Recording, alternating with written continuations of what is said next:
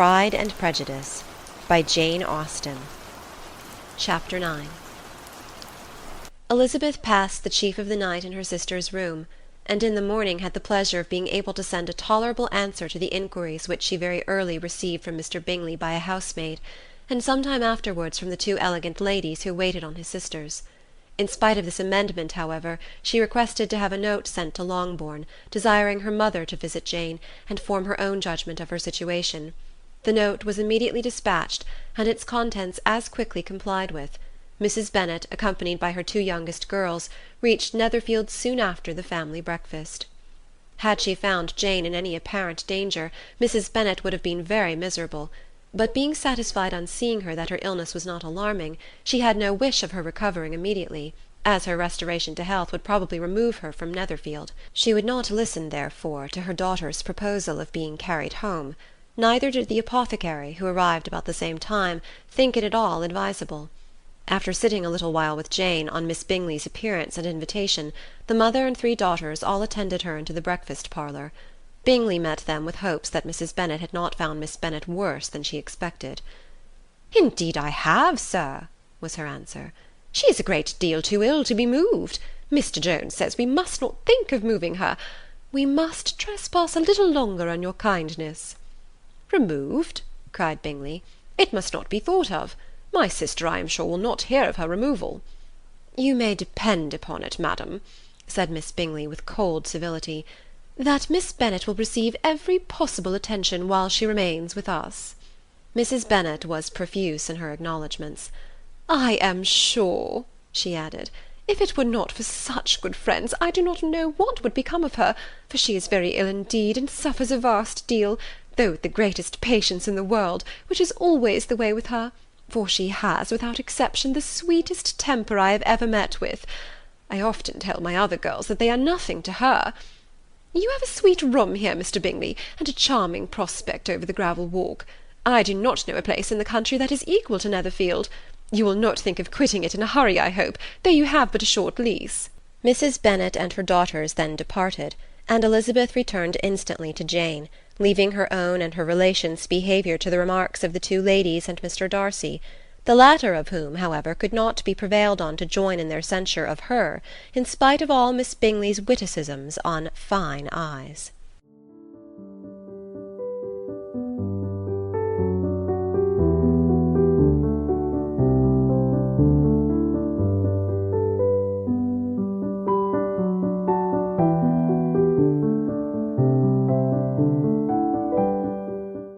Chapter 10.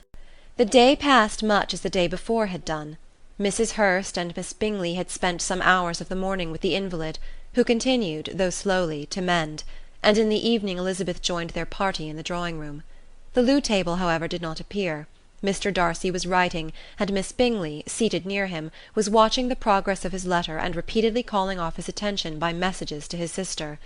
Mr. Hurst and Mr. Bingley were at piquet, and Mrs. Hurst was observing their game.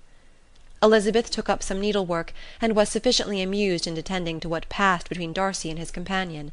The perpetual commendations of the lady, either on his handwriting, or on the evenness of the lines, or on the length of his letter, with the perfect unconcern with which her praises were received, formed a curious dialogue, and was exactly in union with her opinion of each.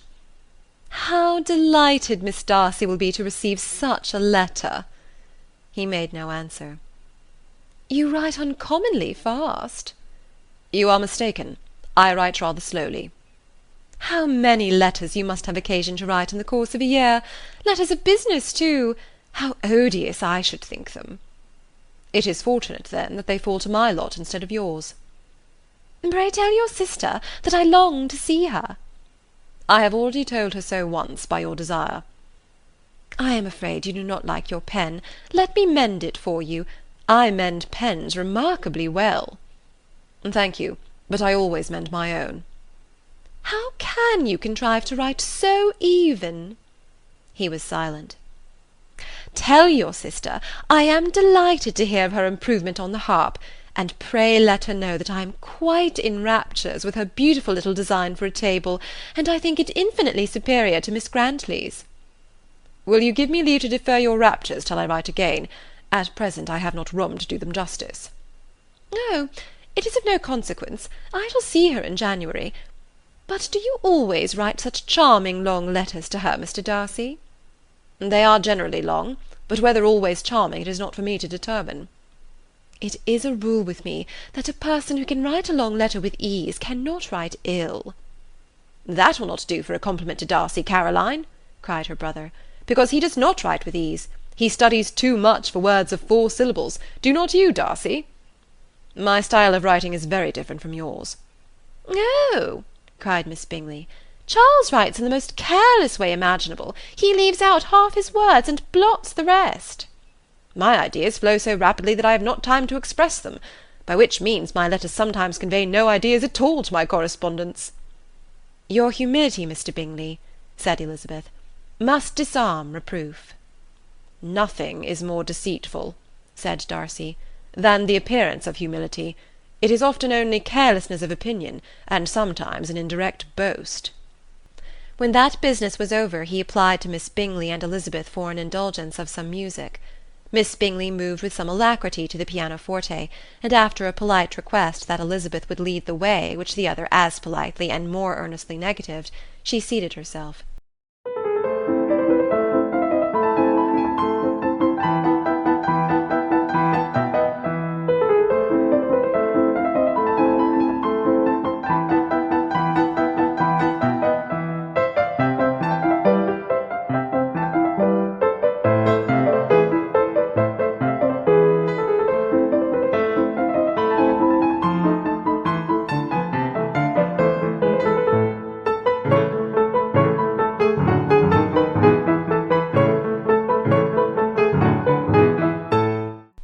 Mrs. Hurst sang with her sister, and while they were thus employed, Elizabeth could not help observing, as she turned over some music books that lay on the instrument, how frequently Mr. Darcy's eyes were fixed on her. She hardly knew how to suppose that she could be an object of admiration to so great a man, and yet that he should look at her because he disliked her was still more strange. She could only imagine, however, at last, that she drew his notice because there was something more wrong and reprehensible, according to his ideas of right, than in any other person present. The supposition did not pain her. She liked him too little to care for his approbation. After playing some Italian songs, Miss Bingley varied the charm by a lively Scotch air, and soon afterward Mr. Darcy, drawing near Elizabeth, said to her, "Do not you feel a great inclination, Miss Bennet, to seize such an opportunity of dancing a reel?" She smiled, but made no answer. He repeated the question with some surprise at her silence. "Oh," said she, "I heard you before, but I could not immediately determine what to say in reply. You wanted me, I know, to say yes, that you might have the pleasure of despising my taste. But I always delight in overthrowing those kind of schemes, and cheating a person of their premeditated contempt. I have therefore made up my mind to tell you that I do not want to dance a reel at all. And now, despise me if you dare." "Indeed, I do not dare." Elizabeth, having rather expected to affront him, was amazed at his gallantry, but there was a mixture of sweetness and archness in her manner which made it difficult for her to affront anybody, and Darcy had never been so bewitched by any woman as he was by her. He really believed that if it were not for the inferiority of her connections, he should be in some danger. "I hope," said she, as they were walking together in the shrubbery the next day, "you will give your mother-in-law a few hints, when this desirable event takes place, as to the advantage of holding her tongue, and, if you can compass it, do cure the younger girls of running after officers. And, if I may mention so delicate a subject, endeavour to check that little something bordering on conceit and impertinence which your lady possesses." "Have you anything else to propose for my domestic felicity?" "Oh, yes. Do let the portraits of your uncle and Aunt Phillips be placed in the gallery at Pemberley. Put them next to your great-uncle the judge. They are in the same profession, you know, only in different lines. As for your Elizabeth's picture, you must not have it taken, for what painter could do justice to those beautiful eyes?" "It would not be easy indeed to catch their expression, but their colour and shape, and the eyelashes, so remarkably fine, might be copied." At that moment they were met from another walk by Mrs. Hurst and Elizabeth herself. "I did not know that you intended to walk," said Miss Bingley in some confusion, lest they had been overheard. "You used us abominably ill," answered Mrs. Hurst. running away without telling us that you were coming out." Then, taking the disengaged arm of Mr. Darcy, she left Elizabeth to walk by herself. The path just admitted three. Mr. Darcy felt their rudeness, and immediately said, "This walk is not wide enough for our party. We had better go into the avenue." But Elizabeth, who had not the least inclination to remain with them, laughingly answered, "No, no, stay where you are. You are charmingly grouped, and appear to uncommon advantage. The picturesque would be spoilt by admitting a fourth. Good-bye." She then ran gaily off, rejoicing as she rambled about, in the hope of being at home again in a day or two.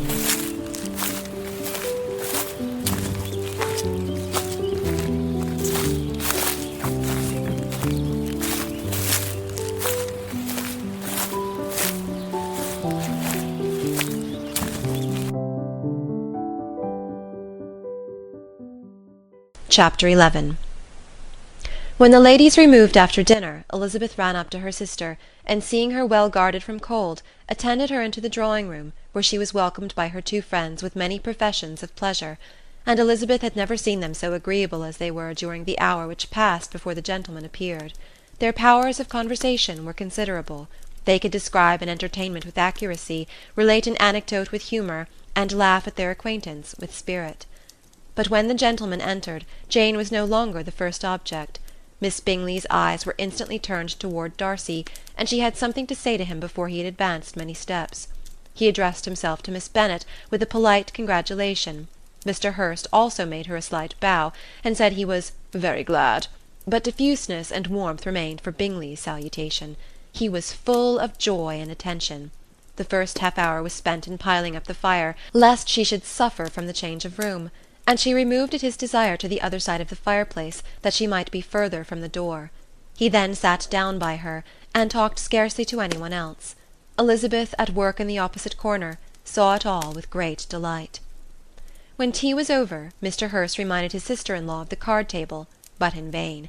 She had obtained private intelligence that Mr. Darcy did not wish for cards, and Mr. Hurst soon found even his open petition rejected. She assured him that no one intended to play, and the silence of the whole party on the subject seemed to justify her. Mr. Hurst had therefore nothing to do but to stretch himself on one of the sofas and go to sleep. Darcy took up a book, Miss Bingley did the same, and Mrs. Hurst, principally occupied in playing with her bracelets and rings, joined now and then in her brother's conversation with Miss Bennet. Miss Bingley's attention was quite as engaged in watching Mr. Darcy's progress through his book as in reading her own, and she was perpetually either making some inquiry or looking at his page. She could not win him, however, to any conversation. He merely answered her question and read on. At length, quite exhausted by the attempt to be amused with her own book, which she had only chosen because it was the second volume of his, she gave a great yawn and said, "How pleasant it is to spend an evening in this way! I declare, after all, there is no enjoyment like reading. How much sooner one tires of anything than of a book! When I have a house of my own, I shall be miserable if I have not an excellent library." No one made any reply.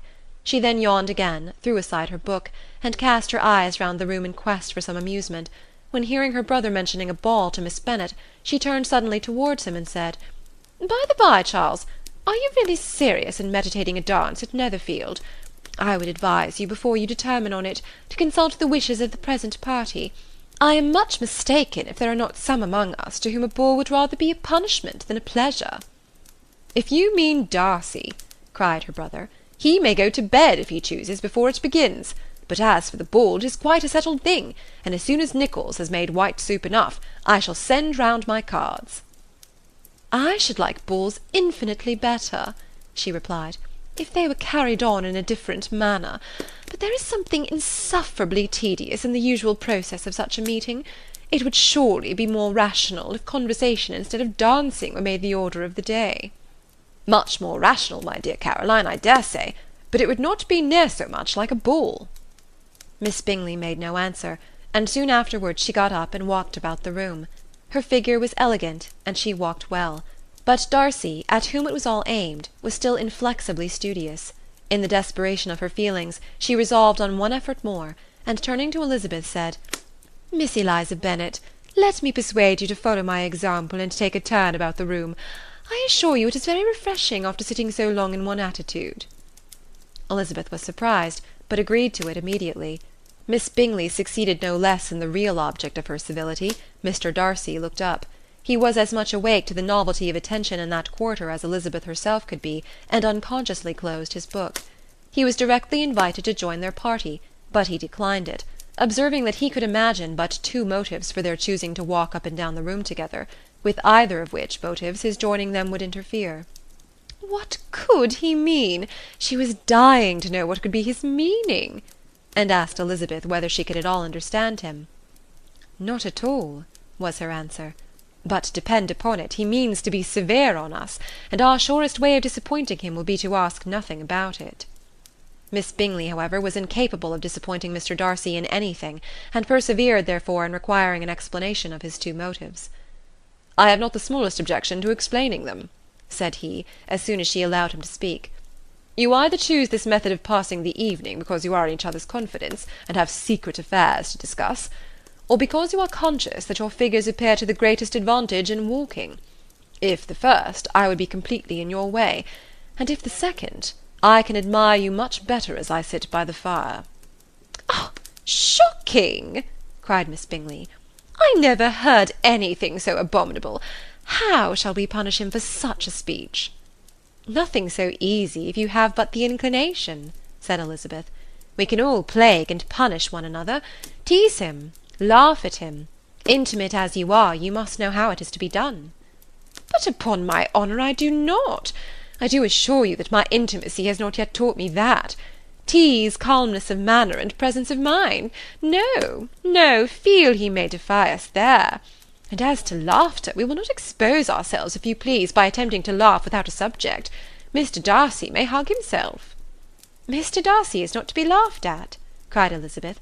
"That is an uncommon advantage, and uncommon, I hope, it will continue, for it would be a great loss to me to have many such acquaintances. I dearly love a laugh," said he, "but it has been the study of my life to avoid those weaknesses which often expose a strong understanding to ridicule." "Such as vanity and pride?" "Yes, vanity is a weakness indeed. But pride, where there is a real superiority of mind, pride will always be under good regulation." Elizabeth turned away to hide a smile. "Your examination of Mr. Darcy is over, I presume," said Miss Bingley. "And pray, what is the result?" "I am perfectly convinced by it that Mr. Darcy has no defect. He owns it himself without disguise." "No," said Darcy, "I have made no such pretension. I have faults enough, but they are not, I hope, of understanding. My feelings are not puffed about with every attempt to move them. My temper would perhaps be called resentful. My good opinion, once lost, is lost for ever." "That is a failing indeed," cried Elizabeth. "Implacable resentment is a shade in a character. But you have chosen your fault well. I really cannot laugh at it. You are safe from me." "There is, I believe, in every disposition a tendency to some particular evil, a natural defect which not even the best education can overcome." "And your defect is to hate everybody." "And yours," he replied with a smile, "is wilfully to misunderstand them." "Do let us have a little music," cried Miss Bingley, tired of a conversation in which she had no share. "Louisa, you will not mind my waking Mr. Hurst?" Her sister had not the smallest objection, and the pianoforte was opened, and Darcy, after a few moments' recollection, was not sorry for it. He began to feel the danger of paying Elizabeth too much attention.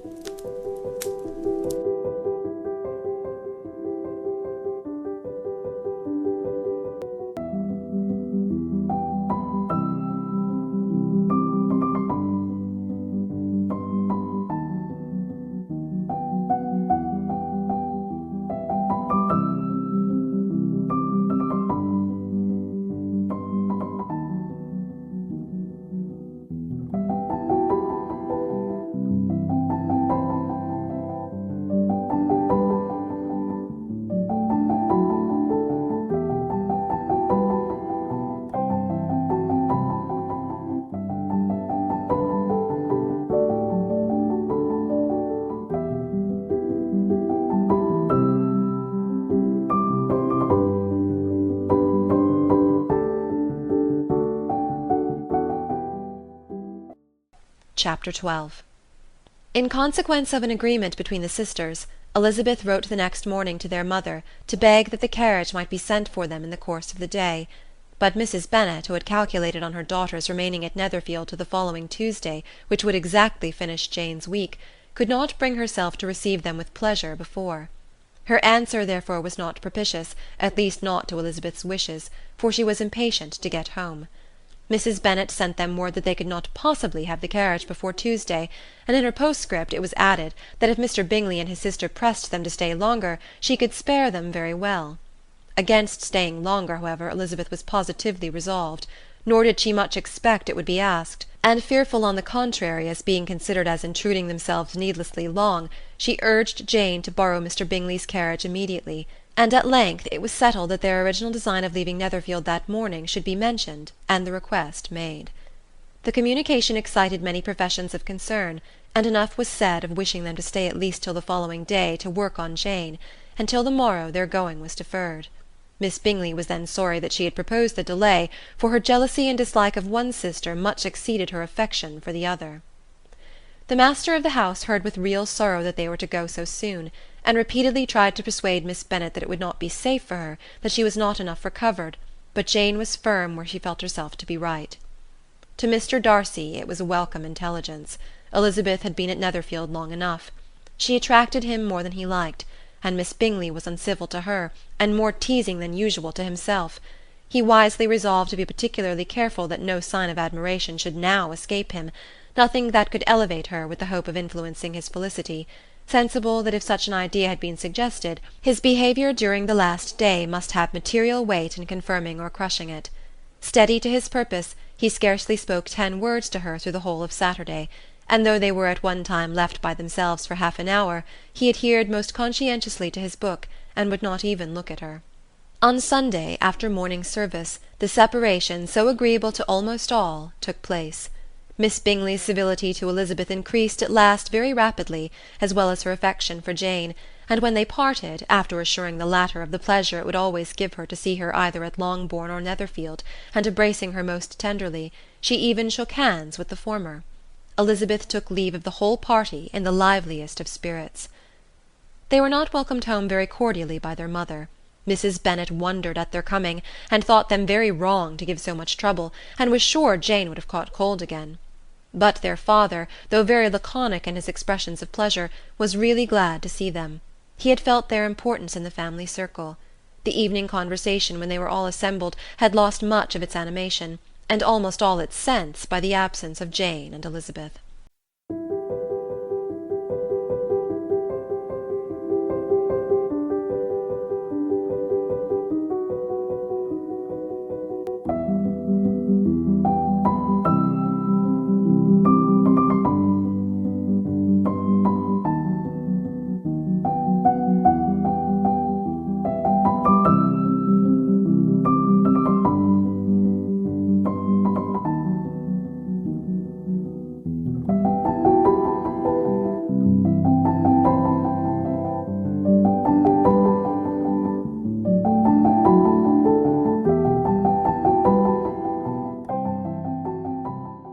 Chapter 13.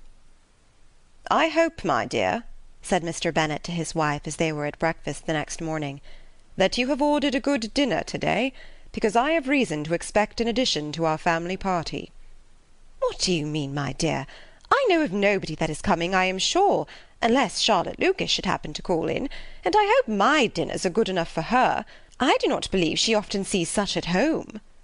"The person of whom I speak is a gentleman, and a stranger." Mrs. Bennet's eyes sparkled. "A gentleman and a stranger! It is Mr. Bingley, I am sure. Well, I am sure I shall be extremely glad to see Mr. Bingley.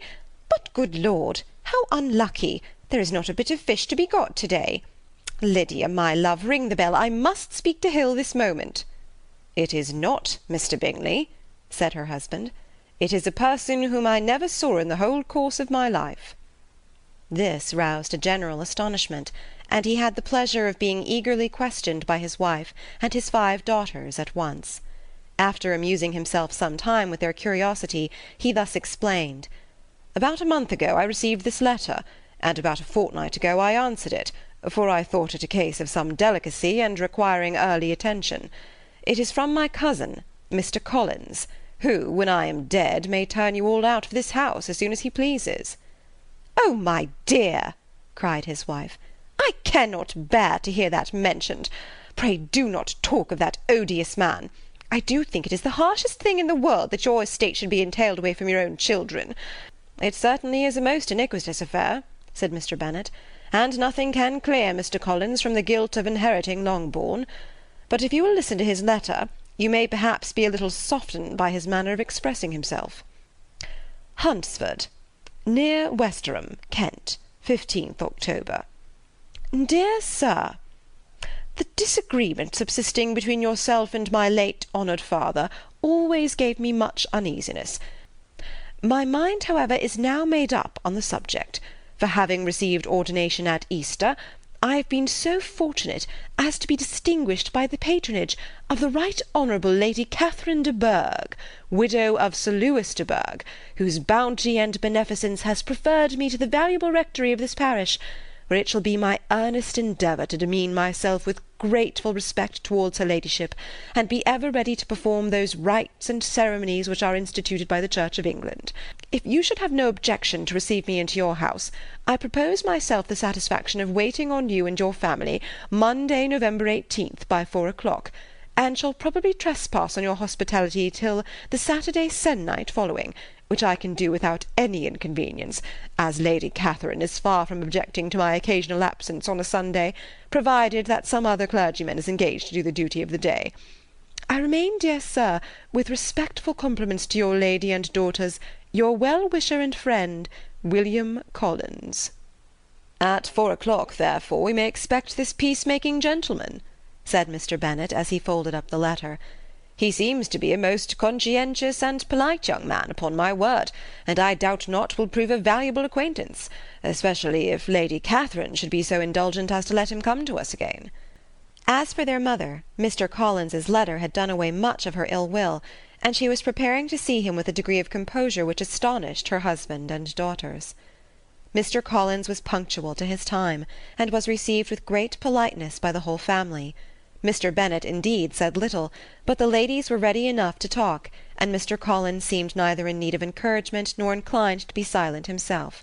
He was a tall, heavy-looking young man of 25. His air was grave and stately, and his manners were very formal. He had not been long seated before he complimented Mrs. Bennet on having so fine a family of daughters, said he had heard much of their beauty, but that in this instance fame had fallen short of the truth, and added that he did not doubt her seeing them all in due time disposed of in marriage. He was interrupted by a summons to dinner, and the girls smiled on each other. They were not the only objects of Mr. Collins's admiration. The hall, the dining-room, and all its furniture, were examined and praised, and his commendation of everything would have touched Mrs. Bennet's heart, but for the mortifying supposition of his viewing it all as his own future property. The dinner, too, in its turn, was highly admired, and he begged to know to which of his fair cousins the excellency of its cooking was owing. But he was set right there by Mrs. Bennet, who assured him with some asperity that they were very well able to keep a good cook, and that her daughters had nothing to do in the kitchen. He begged pardon for having displeased her. In a softened tone she declared herself not at all offended, but he continued to apologize for about a quarter of an hour.